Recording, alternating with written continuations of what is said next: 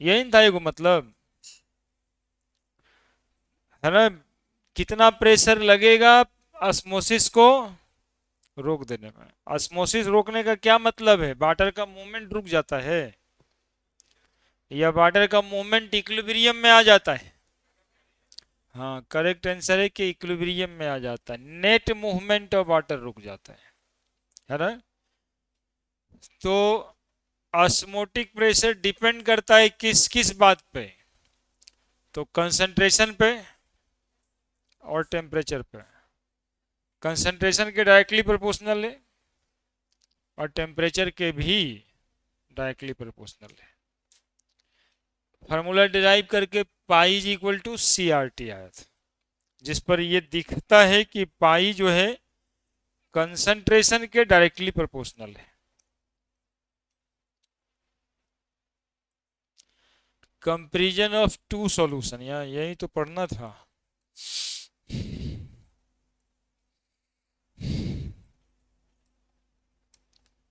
Comparison of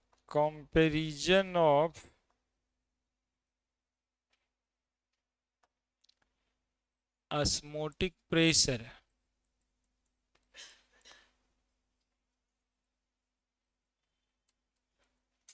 of two solution।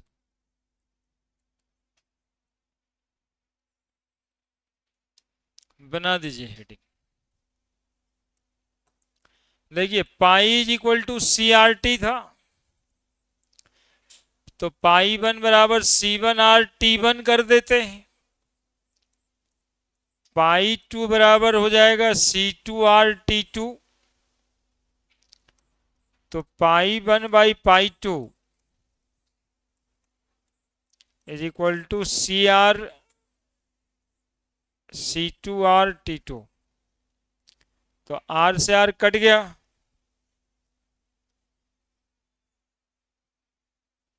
नहीं, क्या आया?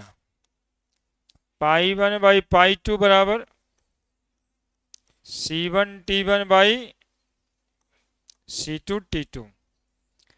अब यदि टेम्परेचर सेम होता है और जो रहेगा ही at constant temperature, constant temperature कहने का मतलब टी वन बराबर T to.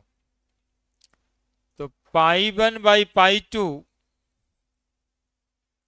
Is equal to क्या लिख दें? C one by C two. ठीक है, ये हो गया आपका comparison in between two solution.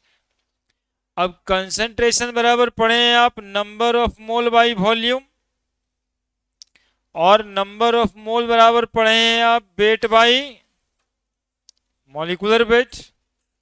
आने की कंसंट्रेशन बराबर फॉर्मूला पूरा लिख दें तो weight by molecular weight into volume. तो pi one by pi two बराबर हम लोग पूरा का पूरा लिख सकते हैं C one weight one by molecular weight one into V one into C two भी लिख सकते हैं। ये सब प्ले विथ फॉर्मूला है। और pi one by pi to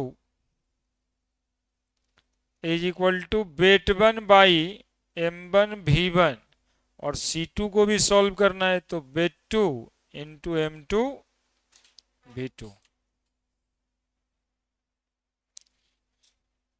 है ना।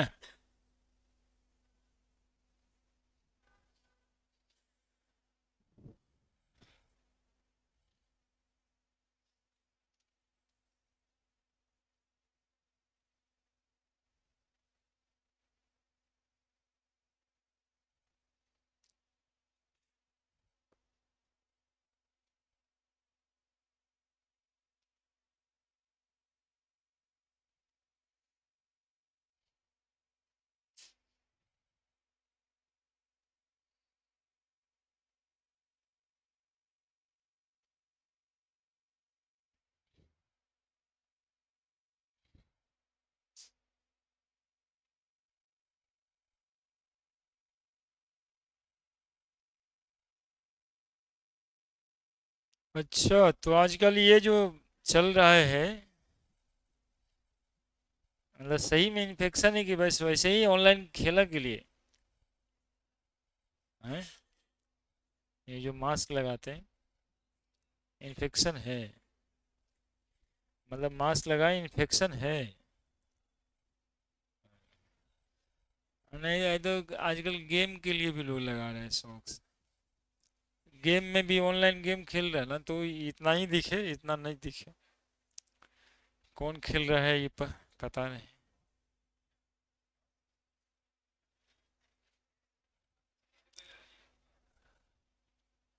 या किसी को एलर्जी भी होता है।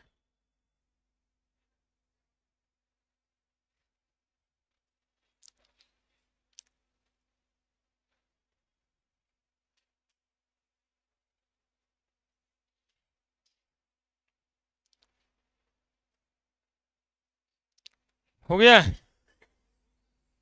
फिर इसको एक काम और करेंगे।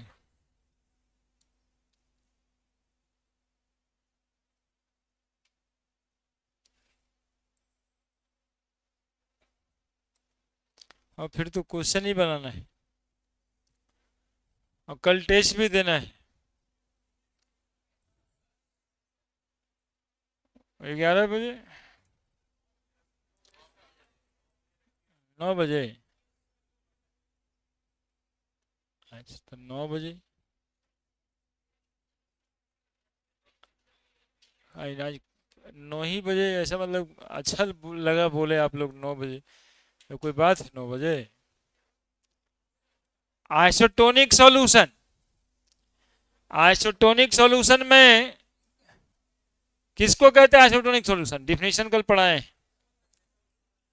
तो इक्वल कंसंट्रेशन मतलब C1 बराबर C2, तो पाई 1/पाई 2 बराबर C1/C2, और C1 बराबर हो गया C2 का, तो कट न गया जी, बराबर पाई 1/पाई 2 बराबर क्या लिखेंगे बोलो? लो, तो पाई 1 बराबर, जानते हो क्या निकाल दिए? यही निकाल दिए, आईटी वाला क्वेश्चन है, मेडिकल वाला क्वेश्चन है। आइसोटोनिक सॉल्यूशन का मतलब सॉल्यूशन ऑफ इक्वल कंसंट्रेशन तो होता ही है। आइसोटोनिक सॉल्यूशन में यदि सॉल्यूशन के कंसंट्रेशन बराबर हो जाएंगे तो उसका ऑस्मोटिक प्रेशर भी, यानी two solution of equal osmotic pressure is known as isotonic solution. है ना? कंसंट्रेशन बराबर है तब तो है ही है, लेकिन यदि ऑस्मोटिक प्रेशर भी दोनों का बराबर है तो सॉल्यूशन कैसा कहलाएगा? आइसोटोनिक कहलाएगा। लिखिए, तभी तो डिफिनेशन लिख दें फिर।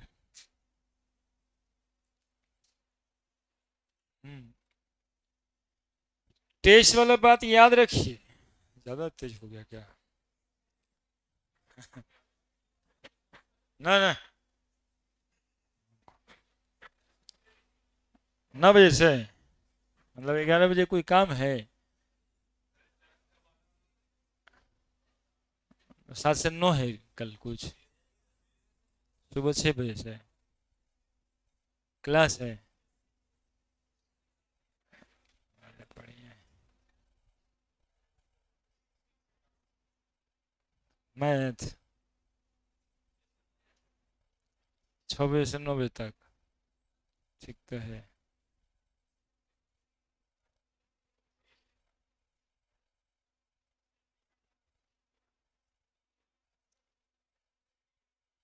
टेस्ट है कि क्लास? क्लास है। उठ जाएगा तुम लोग? हाँ? अरे अच्छा बच्चा हो गया।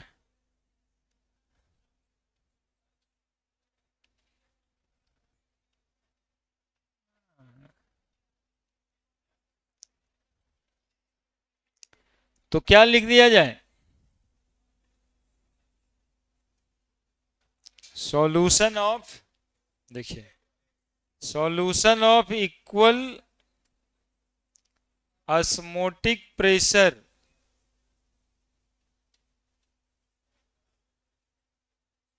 solution of equal osmotic pressure known as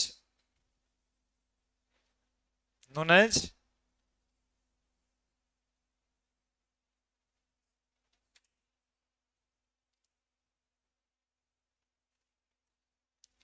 isotonic solution।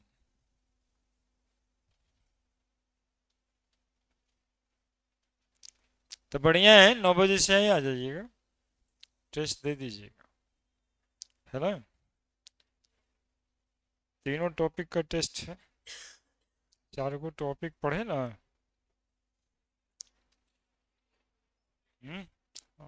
Objective.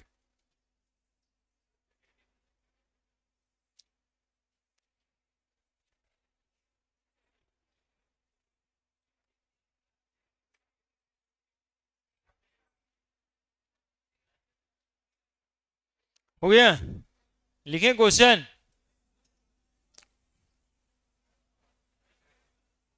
Question लिखें।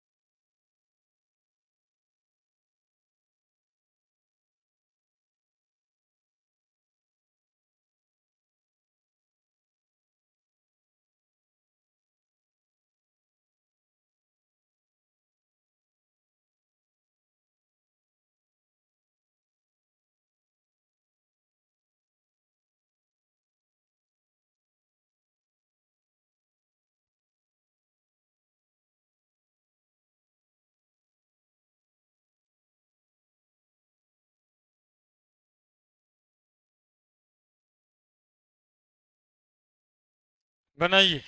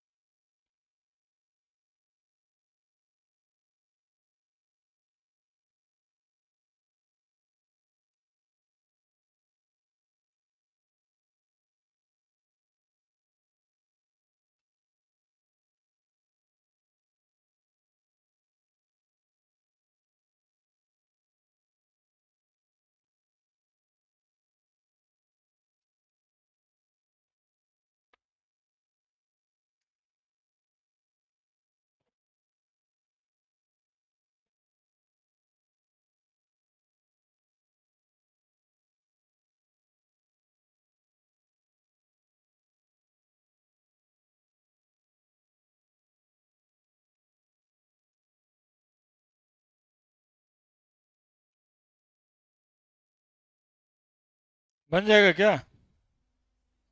क्वेश्चन लिखे। क्या कहता है? 36 gram glucose present in A litre of its solution has an osmotic pressure of 4.98 bar. If the osmotic pressure of solution is 1.52 bar at the same temperature, what would its concentration? दो case है। पहला बार दिया है W1 36 gram glucose. Glucose का molecular mass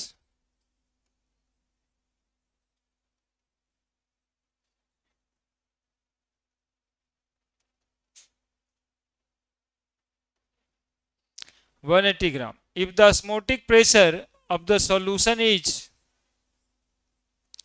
pi 1 4.98 bar, if the osmotic pressure of solution is 1.52 bar at the same temperature, what would its concentration? C2 पूछता है। इतना ही तो है क्या? Pi 1 by pi 2 is equal to weight 1 by molecular weight ना बताए थे into volume into क्या? C2। चूंकि कंसंट्रेशन ही पूछ रहा है तो और इसको सॉल्व क्यों करें? पाई 1 कितना? 4.98, पाई 2 1.52, वेट 1 36 ग्राम, मॉलिक्यूलर मास 180, वॉल्यूम तो 1 लीटर ही लिखा है। C2 36 5 180, तो C2 नहीं निकल जाएगा। 1.52 बाई 4.98 गुना 5 क्या कट जाएगा? तो आंसर बता दिया 067 1।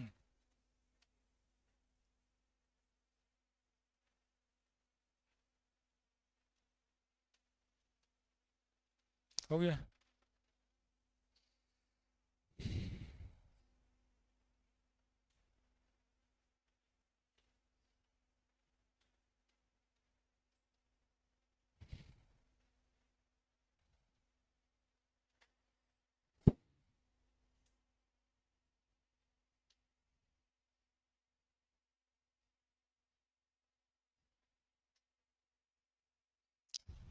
क्या बोलो? नहीं आएगा? कहाँ है क्लास? बताओ बताओ बताओ कहाँ क्लास है? हम 11 बजे भी अवेलेबल हैं। हाँ तो 11 बजे टेस्ट दीजिए। टेस्ट देने में जो है वो टेस्ट देता ही है, इसमें कहीं कोई दिक्कत थोड़े है। इस सब में इसमें कोई दिक्कत ना। टेस्ट तो सब देता है ये बच्चा। नहीं बोल रहा है? थोड़ा तैयार करवाओ उसको। वो भी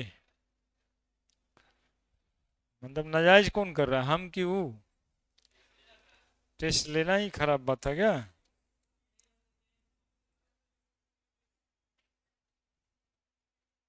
बड़े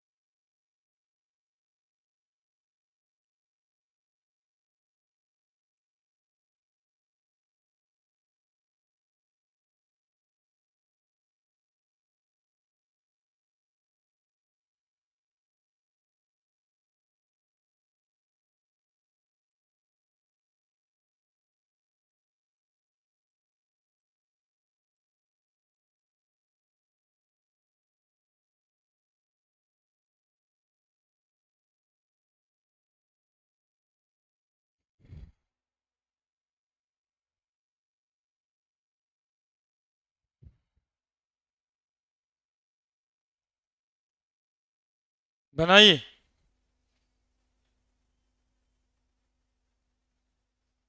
तब तक हम इस बच्चा के लिए क्वेश्चन खोजते हैं, मेडिकल वाला।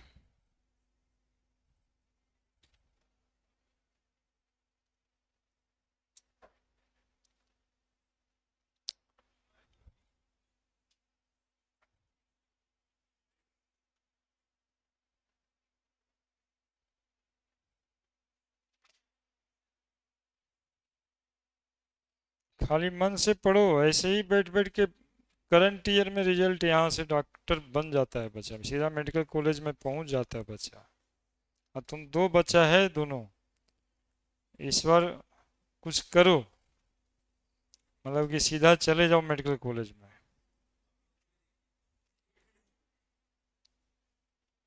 ऐसा थोड़े है कि तुम लोग वो नहीं देख रहे हैं। हाँ,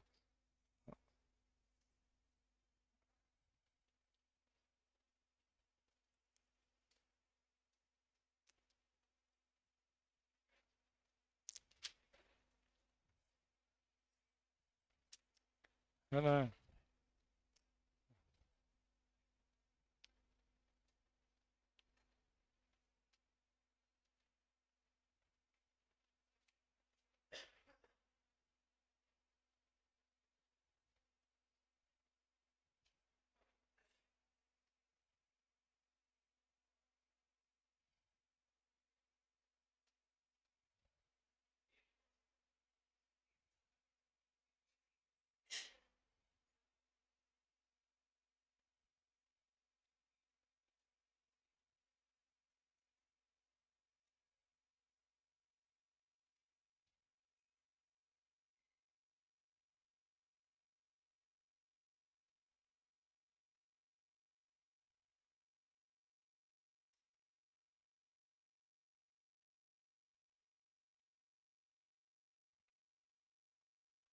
बनाओ।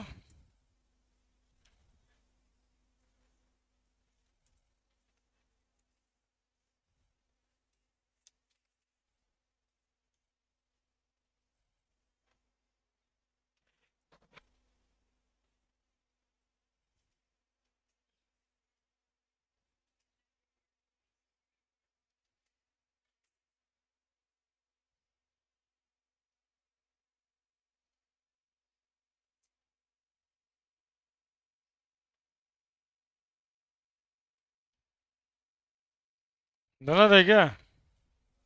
क्वेश्चन मिल गया तुम्हारे लिए? मतलब मेडिकल वाला क्वेश्चन खोजे हैं इसलिए कह रहे हैं, आईटी वाला खोजेंगे तो तुम्हारे लिए भी कह देंगे।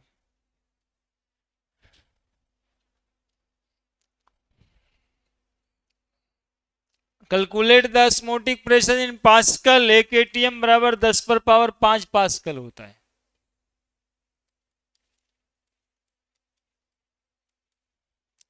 exerted by solution prepared by dissolving 1 gram polymer of molar mass 185000 in 450 ml of water, यानी 450 gram water, at 37 degree centigrade. सब कुछ तो दिया ही है। वेट कितना? 1 ग्राम। मोलर मास, अब बताइए कितना ज्यादा मोलर मास है, कितना है ये पढ़ के बताओ ना जी। 1,85,000 ग्राम। कितना बड़ा होगा molecule? Volume 450 ml। Molecular mass दिया है। टेम्परेचर 37 + 273, कितना?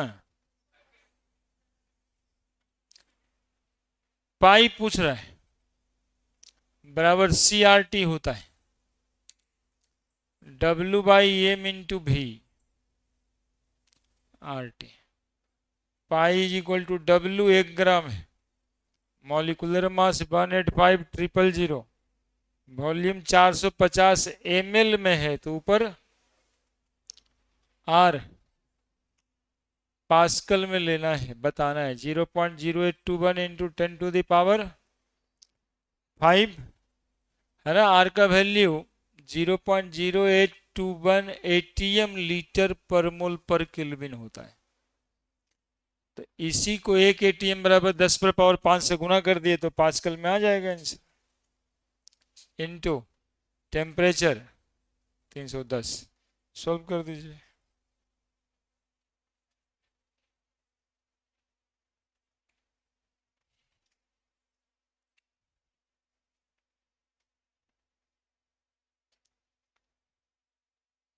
आया कितना?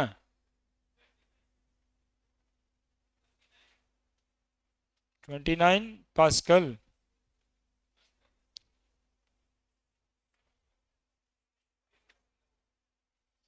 30।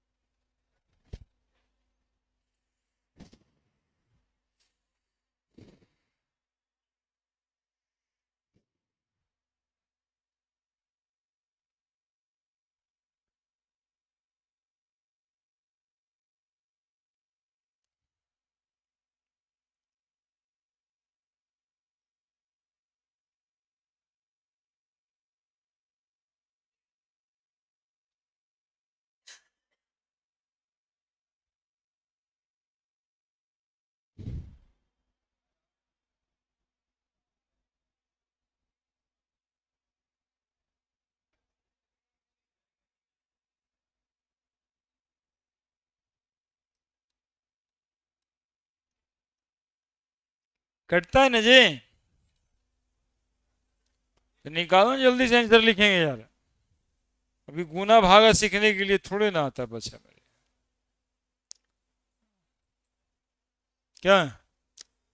आओ गुना, ये 1 2 3 4 0, इसको भी हटा दो। 1 2 3 4 0। क्या? 821 इंटू 31 बाई 185 इंटू 45। एक शून्य बच रहा है, 310। भागा दो जल्दी से, करीब 30 पास्कल।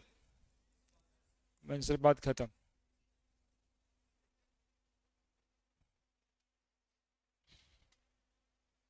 बढ़े, एनसीईआरटी समाप्त। चारों प्रॉपर्टीज का क्वेश्चन बता दिया। अब अभी तक में एनसीईआरटी का एक एक क्वेश्चन बताएं, इन टेक्स्ट, कुछ एक्सरसाइज भी, कुछ एग्जाम्पल भी।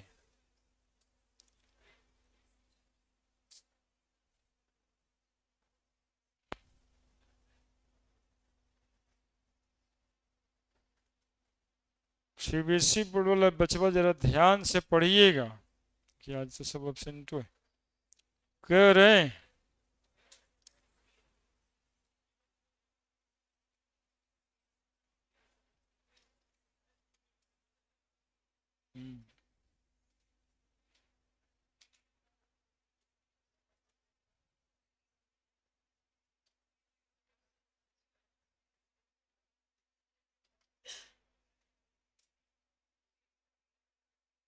बढ़े।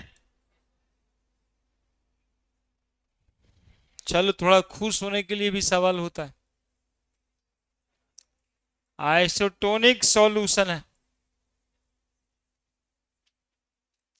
Have same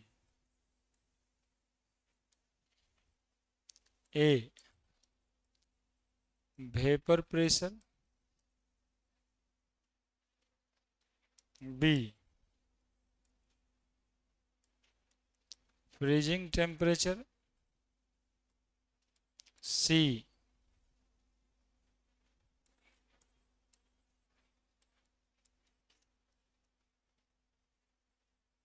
osmotic pressure, D boiling temperature. बोलिए आंसर।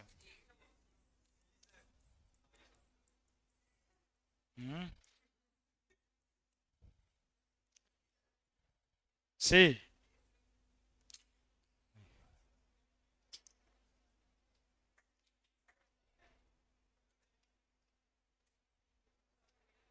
अब 2020 सॉल्यूशन से एक सवाल आता है, यही आ गया तो बताइए कितना भार कम जाए।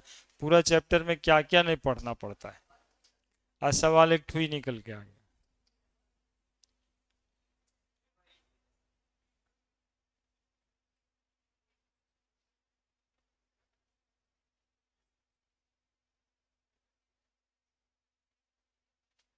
कंसंट्रेशन के अलावे आइसोटोनिक सॉल्यूशन का ऑस्मोटिक प्रेशर सेम होता है। बड़े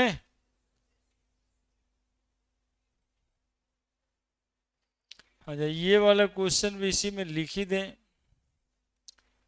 which of the following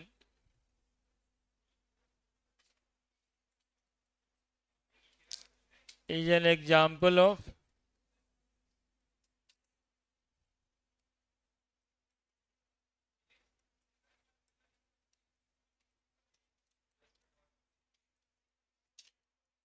qualitative property?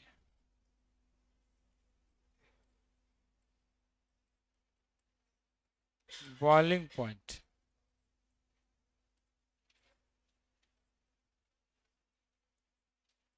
freezing point,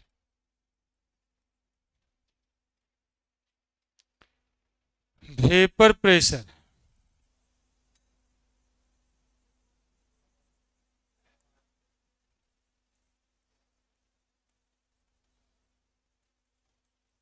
osmotic pressure.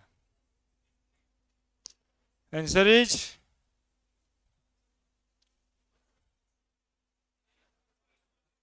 का बॉइलिंग पॉइंट नहीं था।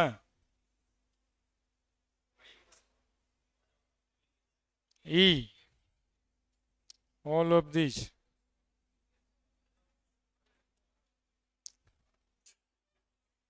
क्या बताओ बताओ, फुदक फुदक के बताओ। हाँ बताओ बताओ।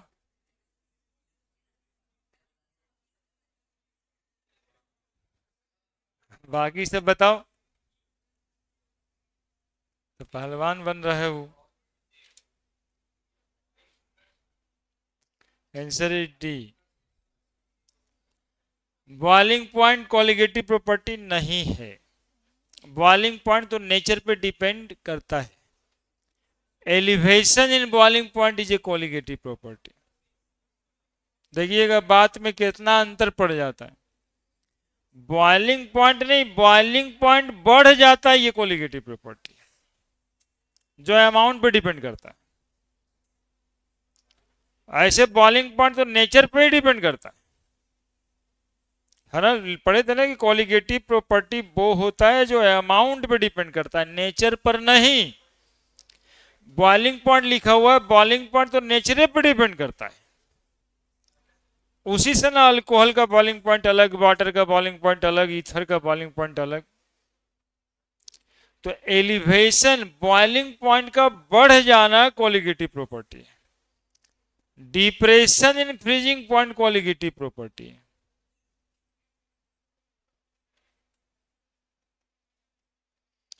वेपर प्रेशर नहीं, relative lowering of vapour pressure, lowering colligative property है। और ऑस्मोटिक प्रेशर पूरा है। तो वेरी कंफ्यूजिंग। वो ऑल ऑफ दिस रहेगा तो रुकोगे नहीं तुम लोग। लिखो जल्दी से। अरे लिखो, वो गलती के लिए ही आता है। लिखो जल्दी से सवाल। तुमको समझ नहीं आया क्या बोले हैं हम? कितना अहम सवाल तुम ऐसे छोड़ दिया उसके दोस्ती के चक्कर में। हम ये बोले कि बॉइलिंग पॉइंट कॉलिगेटिव प्रॉपर्टीज नहीं है, elevation in boiling point colligative property है। चूंकि बॉइलिंग पॉइंट तो नेचर पे डिपेंड करता है। बॉइलिंग पॉइंट का बढ़ जाना, सॉल्वेंट में सॉल्यूट डालते हैं तो किसी भी सॉल्वेंट का बॉइलिंग पॉइंट बढ़ जाता है, ये एक कॉलिगेटिव प्रॉपर्टीज है। डिप्रेशन इन फ्रीजिंग पॉइंट एक कॉलिगेटिव प्रॉपर्टीज है। खाली फ्रीजिंग पॉइंट कोलिगेटिव प्रॉपर्टी नहीं है। लोअरिंग इन वेपर प्रेशर एक कोलिगेटिव प्रॉपर्टीज है, वेपर प्रेशर कोलिगेटिव प्रॉपर्टीज नहीं है। ठीक है, अगला सवाल।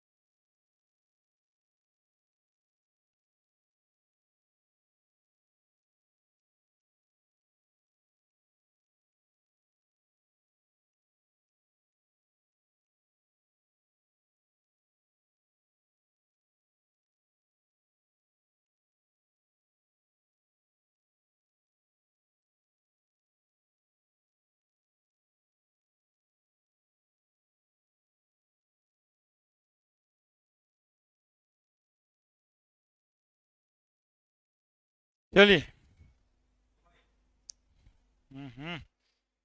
ये सब क्यों करते हैं? तो ये देखिए, पूरा फ्रिज हम सुखा के रखते हैं इसी के लिए। पानी का बोतल यहाँ वहाँ यहाँ वहाँ।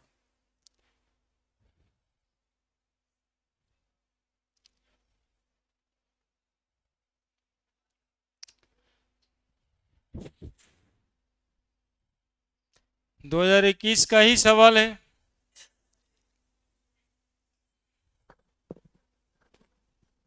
तीन चार साल से तो सवाल ही नहीं पूछा। मेडिकल वाला लोग ऐसा कहता है, पर बात तो सही है। जब 720 में 720 नंबर ला ही दे रहा था, तो क्या ही सवाल था।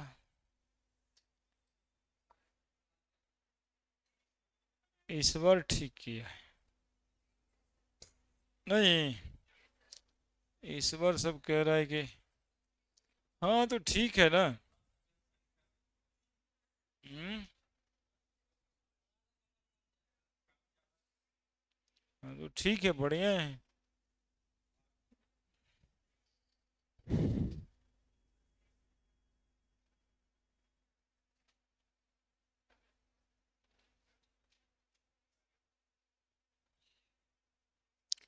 कम जाएगा, एक ढंग का सवाल होगा तो बच्चा तैयारी करेगा अच्छे से। ऐसे क्या है कि क्या पूछ दे रहा है, मजा तो आ रहा है, लेकिन कटअप इतना ज्यादा जा रहा है कि अब उतना डिसिप्लिन्ड बच्चा नहीं है। अब हमारा बच्चा क्या करता है, सोचता बी है, रंगता सी है। हम लोग जो टेस्ट लेते रहते हैं वो काहे के लिए रहते रहते हैं कि जब जानता है तब भी सोचेगा सी तो रंगेगा बी, अब बाद में बोलेगा जा।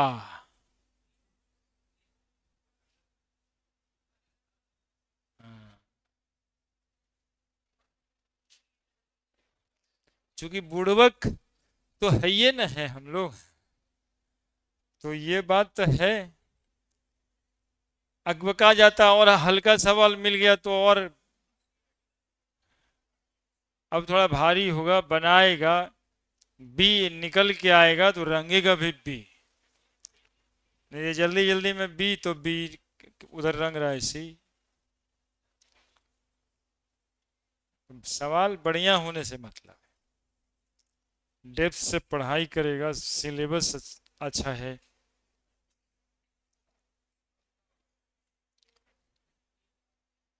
ए होगा बी भी होगा, और क्या हो सकता है?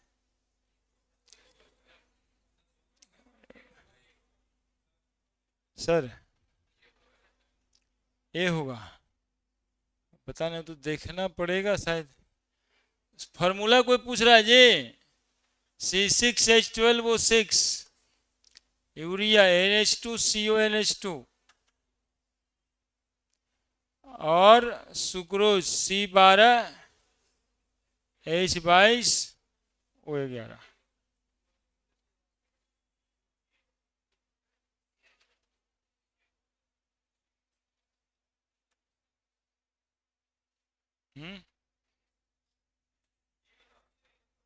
कैसे, क्या करना पड़ेगा इसमें? पाई पूछ रहा है the right option for decreasing order of osmotic pressure. तो पाई के लिए हम लोग डायरेक्टली प्रोपोर्शनल टू सी पढ़ें या पाई बराबर CRT पढ़ें? पढ़ें जी, तो टेम्परेचर तो सबका सेम ही है। तो कंसंट्रेशन जिसका ज्यादा होगा, नहीं, उसका ऑस्मोटिक प्रेशर भी ज्यादा होगा। तो अब देखना है कंसंट्रेशन किसका ज्यादा है। क्या?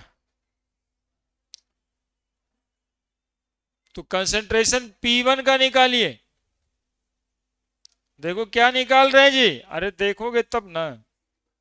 कंसंट्रेशन किसका? P1 का।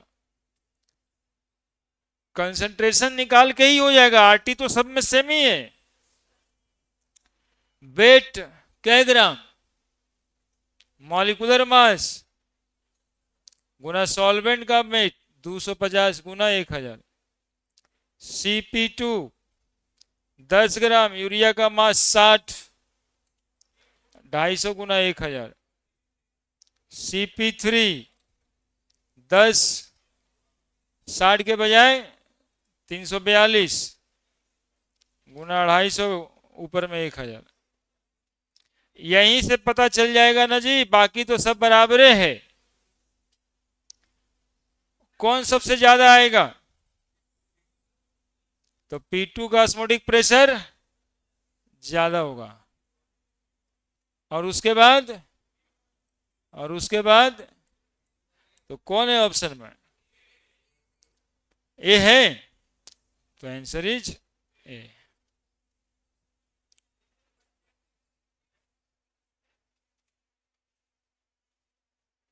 बाबा से मिल लिया है, कल बनाया था। ठीक। हाँ, बाबा से भी मिलने से हो जाता है ये बात। वो एक बाबा है ना वो, नहीं, स्मार्ट बाबा है ना वो। बागेश्वर वाले बाबा, उनसे मिल लेता है बच्चा, उसके बाद ए बोले ए होगा, बी बोले तो बी होगा।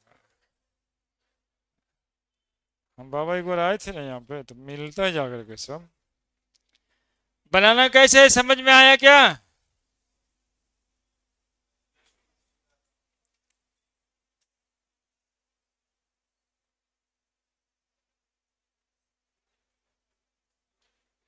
जल्दी।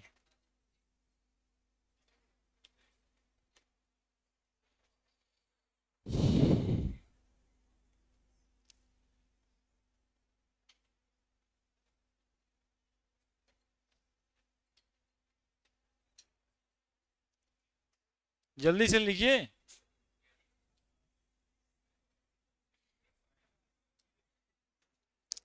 क्वेश्चन।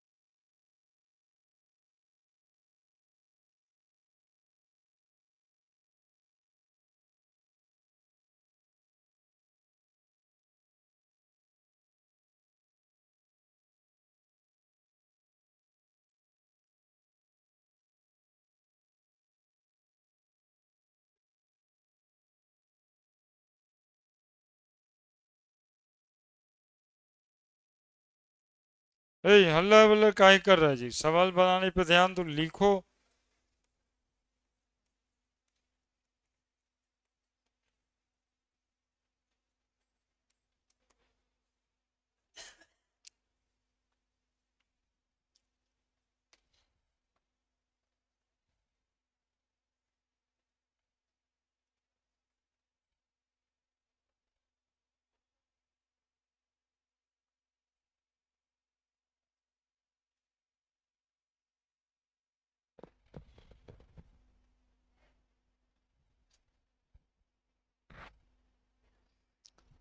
तुम बनाओ क्वेश्चन जी, तुमको तंग करने का कोशिश कर रहा है, वो समझ नहीं रहा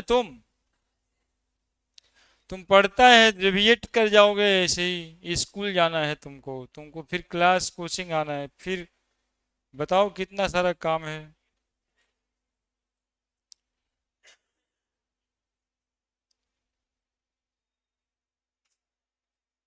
स्कूल जाने मतलब लोग तो खुद ही से परेशान है।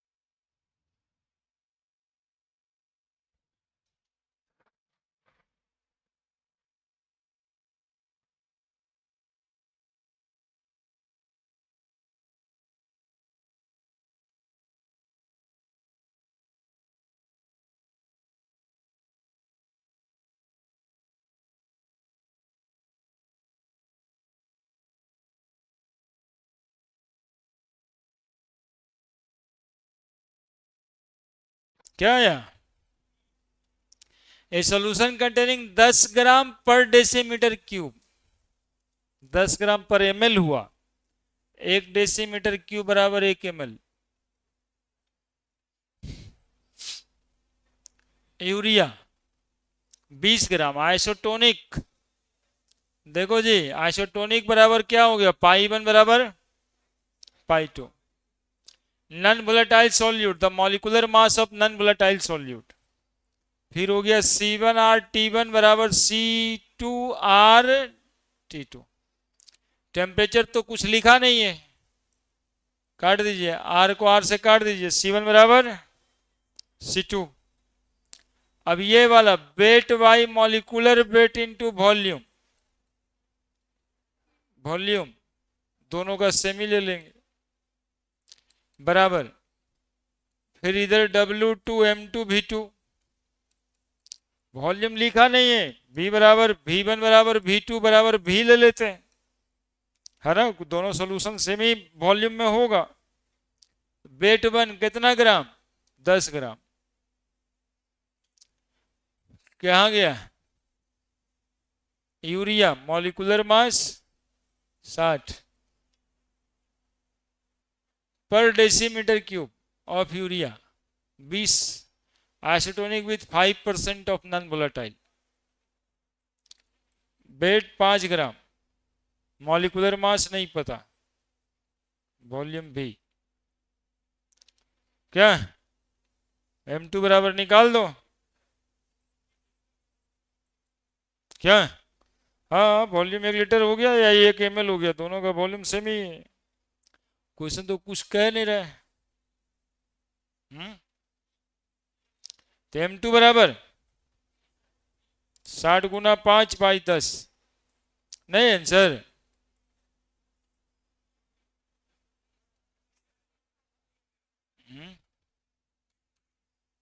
60 × 5 बराबर 10, 30 ग्राम, यहाँ 300 ग्राम है। देखते हैं पर डेसीमीटर क्यूब 1 ml, तो उसका वॉल्यूम क्या करें, वेट बाई वॉल्यूम भी कुछ तो लिखा नहीं, खैर।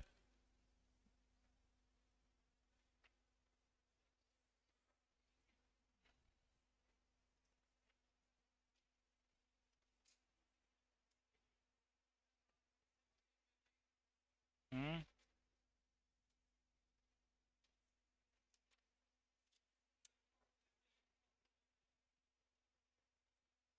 उधर क्या करेंगे वॉल्यूम का, अरे एक तरफ क्या करेंगे वो बताओ ना, डेसीमीटर क्यूब तो सही है, आगे बताओ।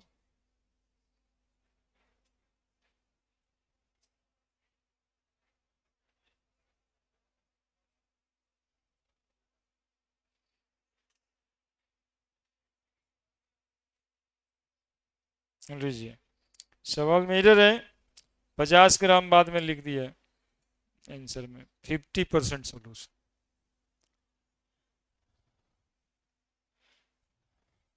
अब क्या होगा, 300 ग्राम पर मोल आंसर, आंसर इज बी।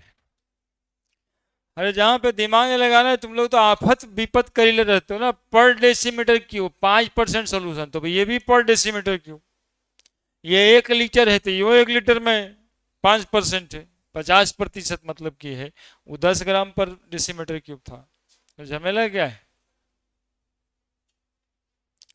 ये वॉल्यूम दोनों तरफ हम लोग क्या ले लेंगे, बराबर ले लेंगे। 1 मीटर क्यूब में 1 लीटर,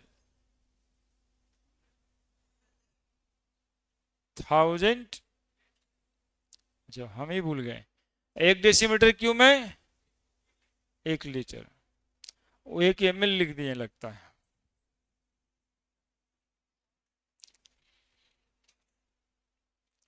हाँ 1 मीटर क्यूब 1000 लीटर के बराबर हो जाता है, ठीक है।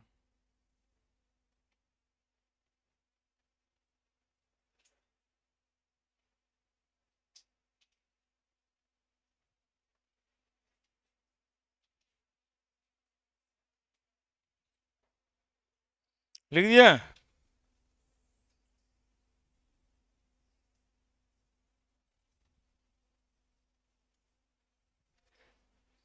लिख दिया। एक और सवाल, during osmosis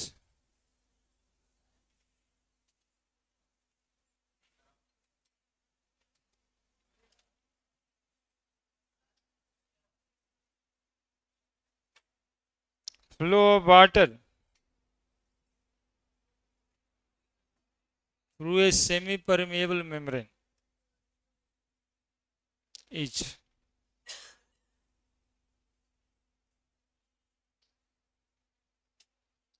from solution having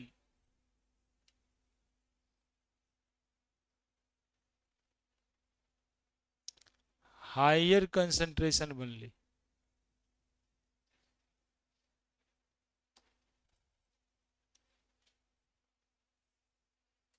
from both side of SPM semi permeable membrane with equal flow rate.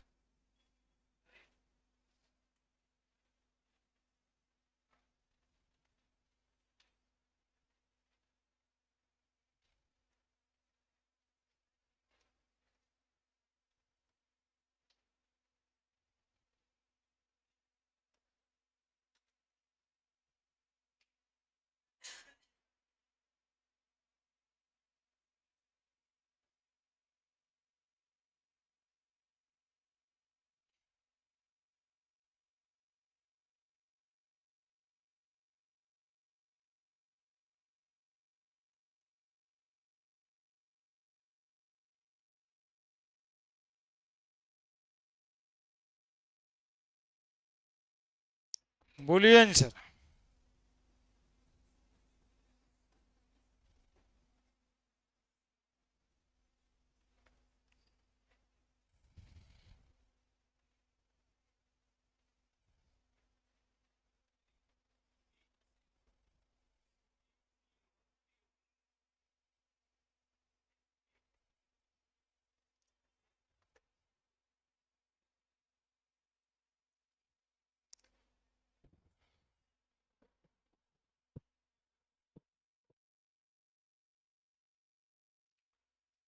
ये सवाल का आंसर सौरभ बताएगा।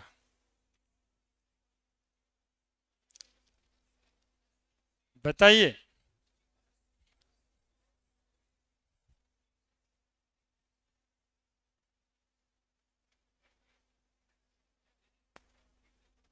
तीन डिफिनेशन कल बताए थे, एक को नहीं लग रहा है, लगता है। During osmosis flow of water, सॉल्वेंटी का फ्लो होता है through semi permeable membrane from solution of high concentration, और नीचे from solution of low concentration.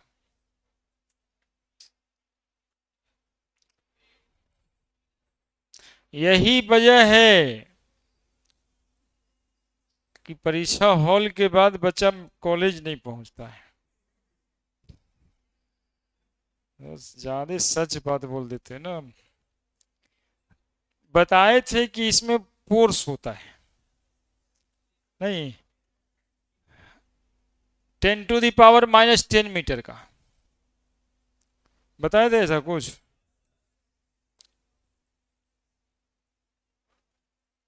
अब बताओ, जब छेद इसमें होता है तो पानी का मूवमेंट कोई रोक पाएगा क्या? तो पानी इधर से इधर भी जाता होगा, पानी तो इधर से इधर भी जाएगा क्या? छेद है, छेद से पानी रुकेगा क्या? तो हाई और लो क्या? हाई लो क्या? अब जहां पर नहीं होगा ऐसा ऑप्शन, वहां पर तो करना ही पड़ेगा। लेकिन यहाँ दो ऑप्शन और है, from both side SPM with equal flow rate, from both side SPM with, कौन ज्यादा सही है? अनइक्वल फ्लो रेट है ना। वाटर का नेट मूवमेंट होता है। लास्ट में हम इस बात पे ध्यान दिलवाए हैं कि वाटर का मूवमेंट इक्विलिब्रियम पे आ जाएगा। इक्विलिब्रियम पे आ जाएगा मतलब वाटर का मूवमेंट का रेट इक्वल हो जाएगा जब ऑस्मोसिस रुकेगा, है ना। तो नेट मूवमेंट ऑफ वाटर तो फ्रॉम लोअर कंसंट्रेशन होता ही है। तो ये और ये में ये टिक करना डॉक्टर बनाता है, ये टिक करना फिर से अगले साल की तैयारी कराता है।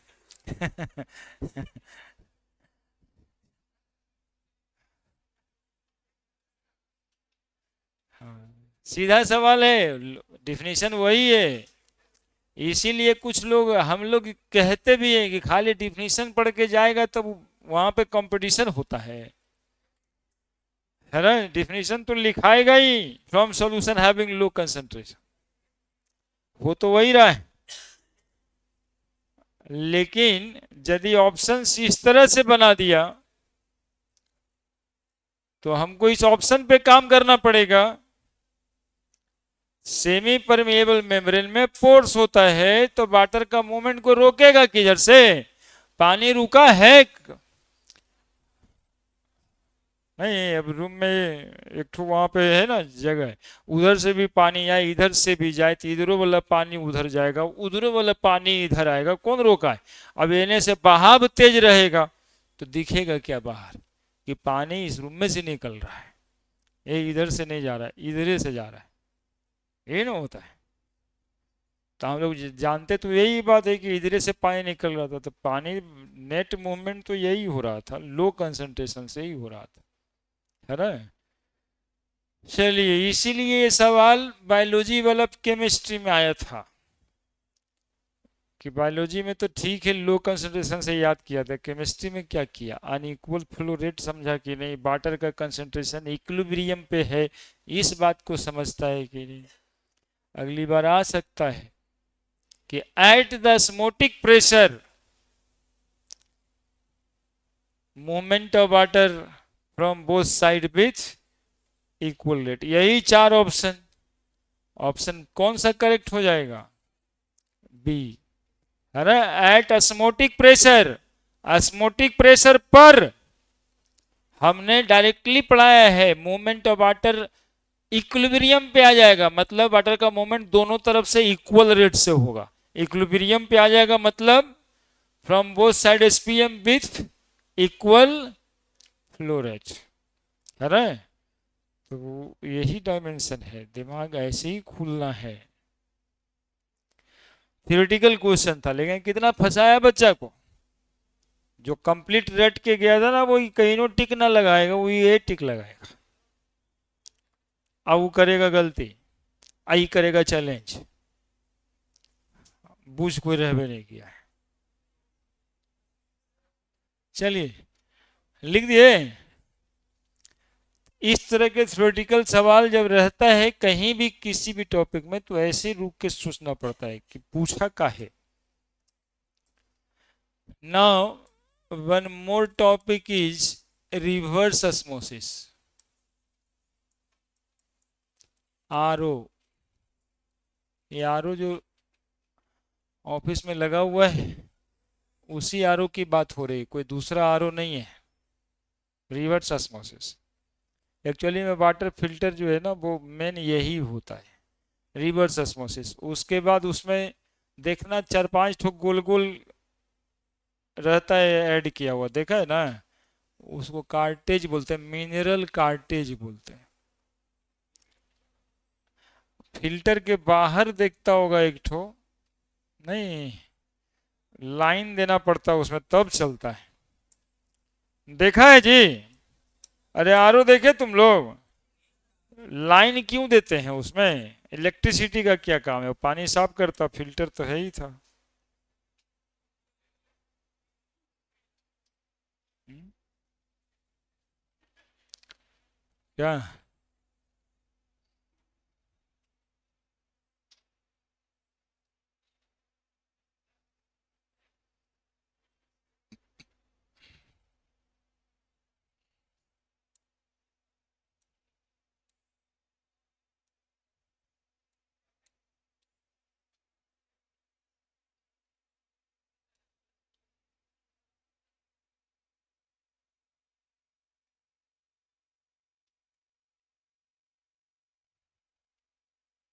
देखो,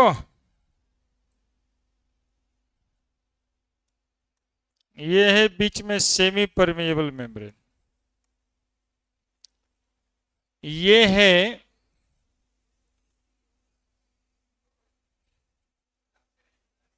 हाइपरटोनिक सॉल्यूशन, ये है हाइपोटोनिक सॉल्यूशन। ए भाई वैसे बदमाशी मत करो, तंग नहीं करो जी।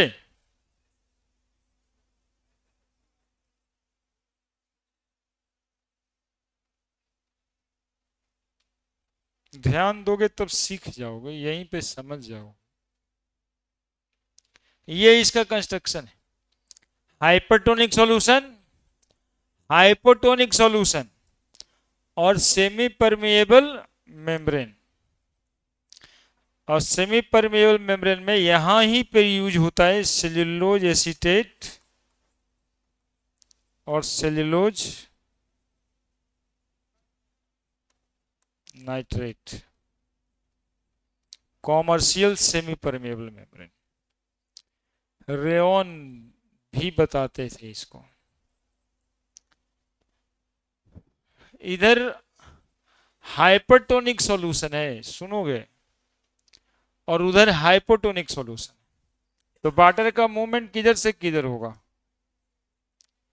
है ना? होगा तो कहेंगे सर दोनों तरफ से, लेकिन नेटे मूवमेंट की बात ना पूछा जाएगा, है ना? छेद है तो पानी इधर से उधर जाएगा, उधर से इधर आएगा, लेकिन नेट मूवमेंट हाइपोटोनिक से हाइपरटोनिक में होगा। इस बात को ऑस्मोसिस कहते हैं। ठीक है, अब देखिए यहां पे हम लगाए हुए पिस्टन, ठीक है ना? अब पानी तो इधर आ रहा है, अब पानी यहां तक भरने लग गया। यहां पर लगाए हुए हैं पिस्टन, पिस्टन पे एटमॉस्फेरिक प्रेशर पी तो लगता ही है, साथ में हमने लगा दिया ऑस्मोटिक प्रेशर पाई। तो बताइए पानी का मूवमेंट इधर होगा, तो पानी का मूवमेंट अब कहां पे आ गया होगा, इक्विलिब्रियम पे। कब? एट पाई, यही तो पढ़े। अब यदि हम कहें कि ये जो पिस्टन है ना, इसको पकड़ के और दबा देंगे, प्रेशर लगा देंगे हम, पाई के बराबर नहीं, पाई से ज्यादा प्रेशर लगा देंगे, ग्रेटर देन पाई। अब बताइए इधर से जब चाप दीजिएगा इसको, तो वाटर का मूवमेंट किधर से किधर हो जाएगा, हाइपरटोनिक टू। इसी फेनोमेनन को बोलते हैं, नहीं बोलिएगा, अरे नहीं बोलिएगा, ऑस्मोसिस में वाटर का मूवमेंट, नेट मूवमेंट कहां से कहां हो रहा था, हाइपोटोनिक से हाइपरटोनिक। लेकिन यदि हम इस साइड में pressure greater than osmotic pressure लगा दिए, तो वाटर का मूवमेंट किधर से किधर हो जाएगा, हाइपरटोनिक से। कब? तभी जब प्रेशर ऑस्मोटिक प्रेशर से ज्यादा लगा। वहां जो बिजली चाहिए ना आरओ चलने के लिए, वो इसी प्रेशर को मैनेज किए रहता है। उसमें जो मोटर है उसका यही प्रेशर लगाना काम होता है। ये जो हाइपरटोनिक सॉल्यूशन देख रहे हैं वो टैंक वाटर है, टंकी में रखा हुआ पानी। ठीक है, ये तो रुक गया, खत्म। नेट तो होने तो ये लगा, ये जो है यहाँ पे टैप वाटर, जो पानी पीने वाला है ना, टंकी वाला पानी में गंदगी है, मतलब कंसंट्रेशन ज्यादा है, सॉल्यूट पार्टिकल ज्यादा है, इसलिए ना गंदक बोलते हो उसको, हाइपरटोनिक सॉल्यूशन है। अब उसमें से सॉल्यूट पार्टिकल निकल जाएगा, यानी जो गंदगी है वो निकल जाएगा, तो निकल जाएगा तो पानी पीने लायक हो जाएगा। ठीक है, ये मोस्ट ऑफ द केसेस में सलाइन वाटर को सबसे पहली बार इस्तेमाल हुआ था पीने वाला पानी बनाने में। सबसे ज्यादा परेशानी कोस्टल एरियाज में होता था, जहां समुद्र होता था। अब समुद्र का पानी तो नमकीन ही होता है, और पब्लिक को तो जिंदगी भर रहना है उसी पानी पे डिपेंडेंट, तो वो कैसे पानी पिएगा। इसके लिए इस आरओ का डिस्कवरी पहली बार हुआ था, है ना, डिसैलिनेशन ऑफ वाटर। लेकिन उसी पद्धति को हम लोग ला करके घर में टंकी वाला पानी भी साफ कर लेते हैं। अब देखो साफ कैसे नहीं हो जाएगा, ये कौन सा मेम्ब्रेन है, सेमी परमेबल मेम्ब्रेन। इसमें तो छेद होता है, छेद होता है इसमें, तो जो पार्टिकल का साइज बड़ा होगा एक एंगस्ट्रम से, वो पार्टिकल इधर से इधर जाएगा ही नहीं। जब इधर से इधर जाएगा नहीं तो गंदगी तो रह गया। इसीलिए आरओ का फिल्टर 3 महीना पे 6 महीना पे बदल देते हैं लोग, है ना। यही फिल्टर है सेमी परमेबल मेम्ब्रेन, यही फिल्टर आरओ में 6-6 महीना में बदलाता है। ठीक है, अदरवाइज सब पोर्स क्या हो जाएगा, वो गंदगी से भर जाएगा, फिर पानी वो पास नहीं करेगा। अब जब पानी पास नहीं करेगा तो मोटर तो प्रेशर लगाएगा, तो मोटर वो फेल हो जाएगा यानी जल जाएगा। तब फिल्टर नहीं बदलिएगा तो मोटर वो जल जाएगा। समझ गए। दूसरा बात है कि इसको आप कमजोर लगाए, कमजोर लगा दिए तो ये तो प्रेशर बर्दाश्त कर रहा है, तो नहीं बर्दाश्त, प्रेशर बर्दाश्त करेगा तो ये फट जाएगा, और फट जाएगा तो ये पानी वो पानी सब बराबर है, तो खाली देखने के लिए है ना। तो ये पूरा कहानी रिवर्स ऑस्मोसिस का फोटो बनाइए, लिख देंगे फेनोमेनन। अब इसमें क्या नहीं समझ में आता है, जो डिफिनेशन रिवर्स ऑस्मोसिस का कहेगा तो आप याद करना शुरू कर दीजिएगा। 3 स्टेप में फोटो बनाए। पहले पानी का मूवमेंट ऐसे हो रहा था, प्रेशर ऑस्मोटिक प्रेशर के बराबर दिए तो इक्विलिब्रियम पे आ गया, उल्टा कर दिए मतलब ग्रेटर देन ऑस्मोटिक प्रेशर दिया, मूवमेंट ऑफ वाटर उल्टा भी हो गया, बस रिवर्स ऑस्मोसिस हो गया।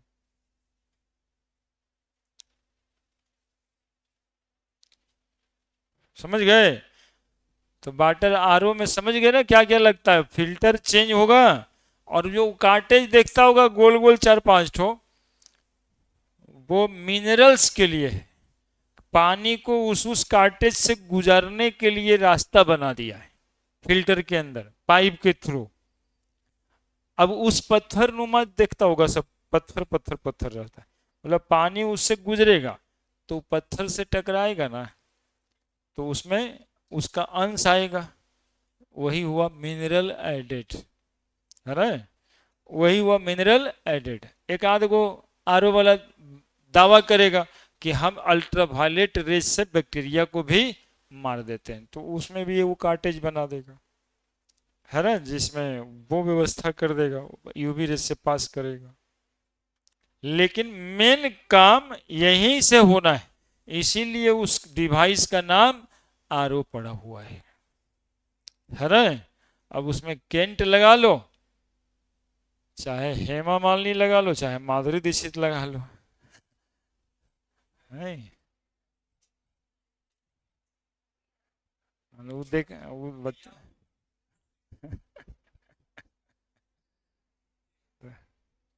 वो क्या ही बोले, बताओ तुम ही।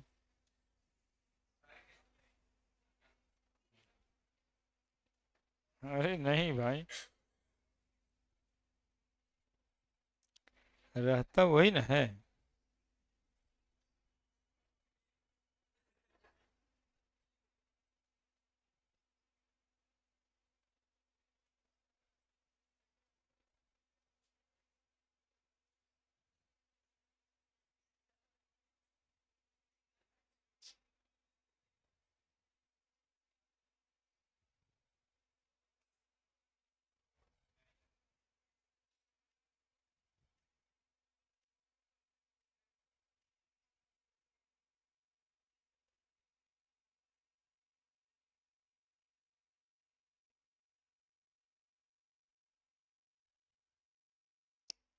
लिख दिया।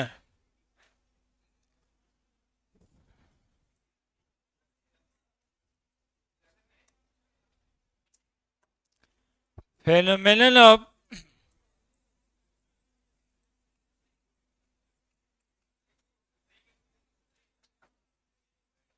मूवमेंट की जगह पे नेट मूवमेंट लगा दो ना, पहले वाला डिफिनीशन में भी, तब कोई दिक्कत नहीं है।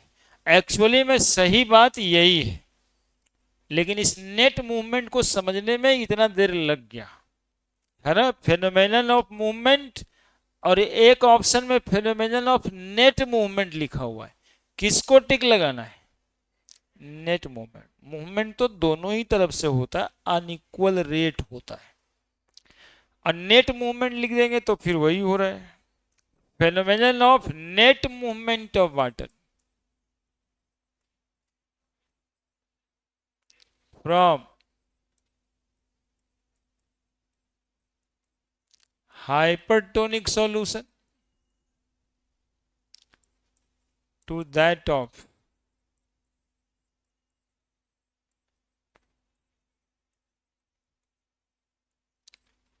Hypotonic solution across the semi permeable membrane।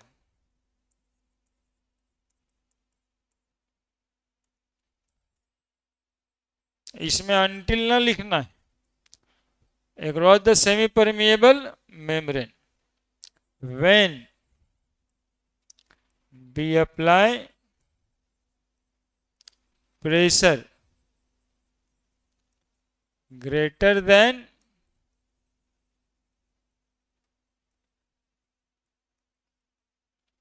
osmotic pressure,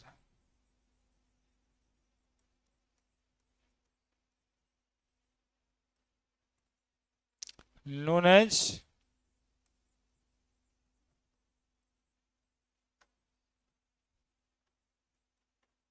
reverse osmosis। application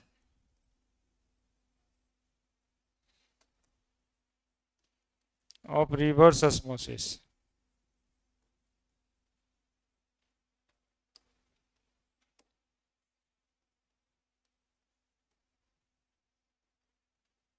desalination of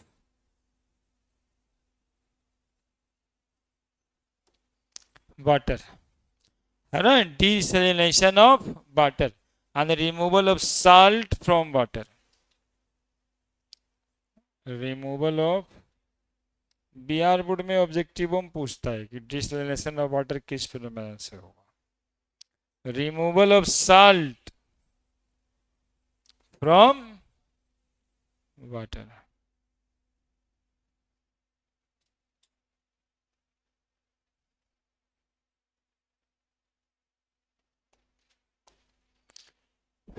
हो गया खत्म। अब टॉपिक बचा है ideal non ideal solution, van't Hoff factor, है ना, और क्वेश्चंस। मतलब एक एक का